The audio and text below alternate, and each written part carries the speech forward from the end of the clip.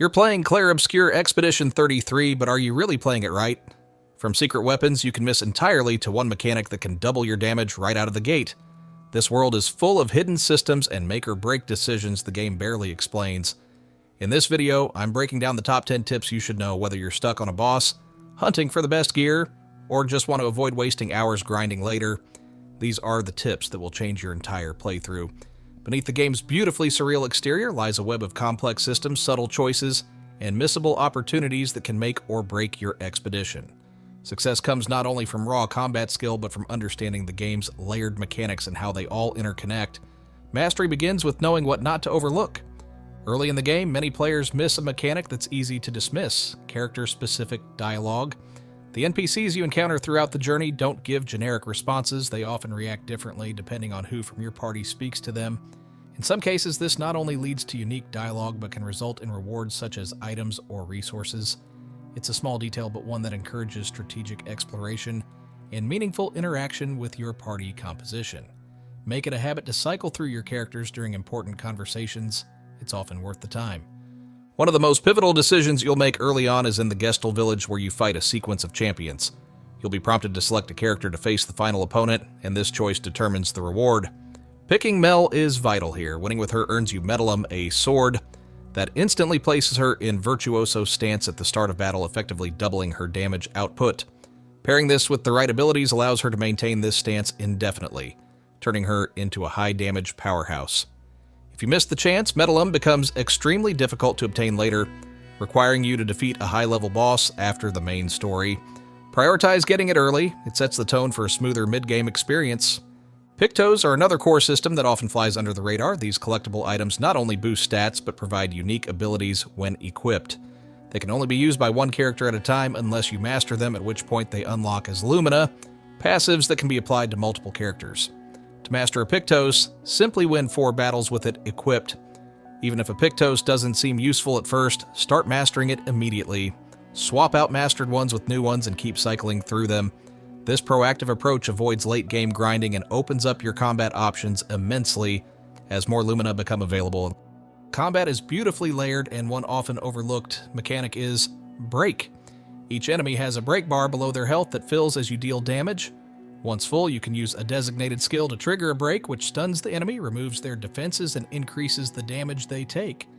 Learning to exploit this is especially helpful against tougher enemies like mimes, who project invisible damage reduction barriers. Breaking them removes these effects and dramatically turns the fight in your favor. The best ways to fill the break bar include parrying attacks, hitting enemy weak points with free aim shots, and using break-enhancing skills. Training yourself to read enemy patterns and master parries turns break into one of your most powerful tools. Some of the most important combat power spikes come from unexpected sources like the Pictose, called Roulette. This one grants a 50% chance to either have or double your damage. When paired with the Medelum sword and Mel's virtuoso stance, you can hit the game's damage cap of 9,999 before the end of Act 1. This isn't just for bragging rights, it's a viable tactic for taking down tough optional fights early, including the Ono Puncho challenge. Building a team around these synergies elevates you far above the average player. Utilize free aim marking, boost Mel with action points, and trigger powerful finishers for devastating results. Many players overlook the white and blue Gestal NPC in the Bazaar. He trades Lumina points for expedition entries, which you collect while exploring the world. These aren't just flavor text, they're a currency. Turn them in regularly to build up your Lumina resource pool and enhance your characters faster. Similarly, Color of Lumina is a rare but critical resource used to unlock more Lumina slots. Always purchase it when offered by merchants and gather it during exploration. Farming it later is possible but tedious and inefficient. Investing in it early pays off exponentially in combat flexibility. The Bazaar area also offers several high-impact Pictose through merchants. These include Critical Moment, which enhances damage when health is low, Healing Mark, which grants health on hitting marked enemies, and Augmented Aim, which boosts damage from free aim attacks. These Pictose enable strong sustain, precise burst, and synergy with Mel's core kit. Even if you already have preferred abilities, grab and master these Pictose. They offer foundational passives that you'll lean on for the rest of the game. There's a hidden mechanic tied to characters at your camp, relationship building. At first glance, the spend time with option may seem like optional narrative flavor, but it's anything but trivial.